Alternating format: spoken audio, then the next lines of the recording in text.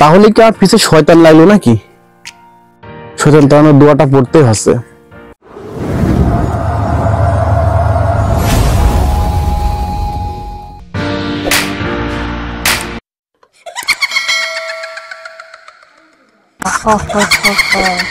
এই রোজার মাসে আমি কিছু খাইতেও পারিনি, আর কারো খাদেও ফেলতে পারিনি। হ্যাঁ, একটা বুদ্ধি পেয়েছি। এই বুদ্ধিটা কাজে লাগালে আমি কিছু খেতে পারবো।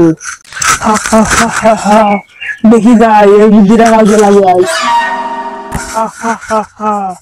দেখি এখানে বুদ্ধিটা কাজে লাগাই।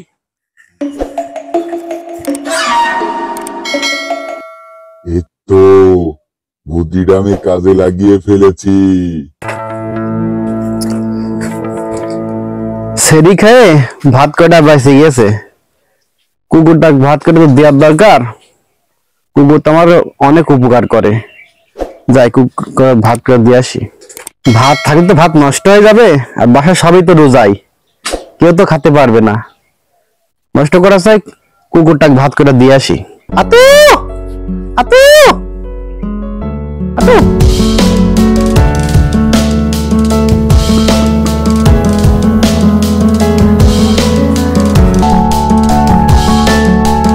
এই তো আমি খেতে পারছি, কারণ আমার এই বুদ্ধিটা কাজে লেগে গেছে।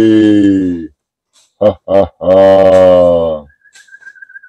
নম নম নম নম নম নম নম নম নম। হা হা হা।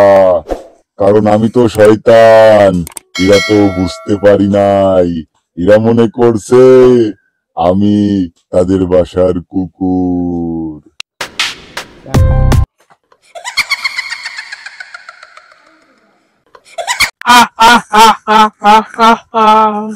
আজ অনেক দিন পর খেতে পেয়েছি। দেখি যাই, মানুষকে নামাজ থেকে আটকাতে হবে।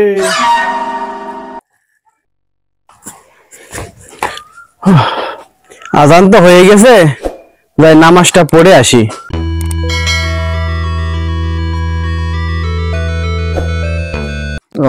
কুকুর ভাত করাতে খেয়ে নিয়েছে, যাই নামাজটা পড়ে আসি। কিনা মানে তুই রোজাই না, রোজা ধরে যাবেন তুই বাড়িতে ঘুমা।